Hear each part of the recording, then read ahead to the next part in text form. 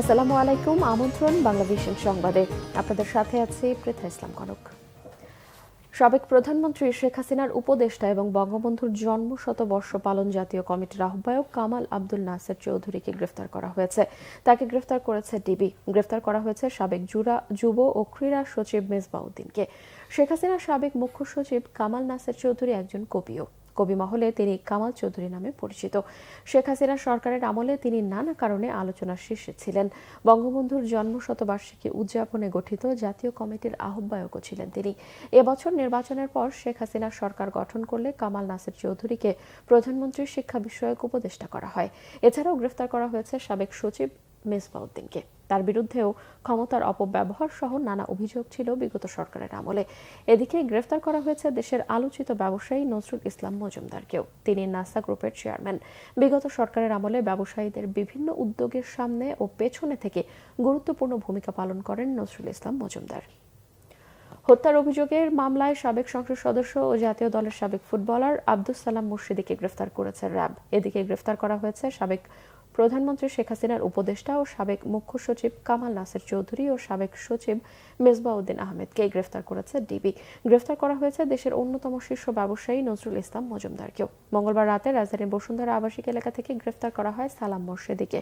RAB জানায় 2022 সালে খুলনার ফুলতলা এলাকায় হামলা, আক্রমণ ও হত্যার অভিযোগে দায়ের করা মামলায় খুলনা 4 আসনের সাবেক সংসদ সদস্য ও পোশাক খাতের বিশিষ্ট ব্যবসায়ী আব্দুস সালাম মুর্শিদীকে গ্রেফতার করা হয়েছে। খুলনা 4 আসন থেকে আওয়ামী লীগের মনোনয়নে 2 বার জাতীয় সংসদ সদস্য নির্বাচিত হন তিনি। জাতীয় দলের সাবেক footballer Abdus Salam মুর্শিদী Bangladesh football federation বাফুফের senior সহ সভাপতি ছিলেন। এছাড়াও সাবেক সভাপতি ছিলেন বাংলাদেশ পোশাক প্রস্তুতকারক ও রপ্তানিকারক সমিতি BGME এর। বেজে উঠল সনাতন ধর্মাবলম্বীদের সবচেয়ে বড় ধর্মীয় উৎসব শারদীয় দুর্গোৎসবের ঢোল। পুণ্যলগ্ন মহালয়া আজ। নানা আয়োজনে পিতৃগৃহে আসার আমন্ত্রণ জানানো হলো দেবী দুর্গাকে। এই দিন থেকেই শুরু দেবীপক্ষের চণ্ডীপাঠের মধ্য দিয়ে দেবী দুর্গার আবাহনী মহালয়া হিসেবে পরিচিত। আর এই চণ্ডীতেই আছে দেবী দুর্গার সৃষ্টির বর্ণনা।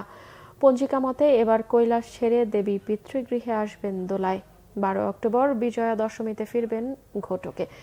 এই উপলক্ষে মহানগরীর সার্বজনীন পূজা কমিটি সহ বিভিন্ন পূজা মণ্ডপে নানা অনুষ্ঠানের আয়োজন করা হয়। এবছর সারা দেশে দুর্গাপূজায় মণ্ডপের সম্ভাব্য সংখ্যা 32,666টি। এর মধ্যে ঢাকা দক্ষিণ সিটিতে 157টি ও উত্তর সিটিতে 88টি মণ্ডপ হবে।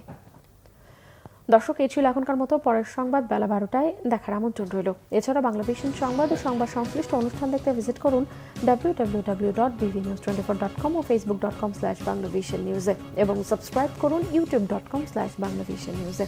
এতক্ষণ সঙ্গে থাকায় ধন্যবাদ সবাই।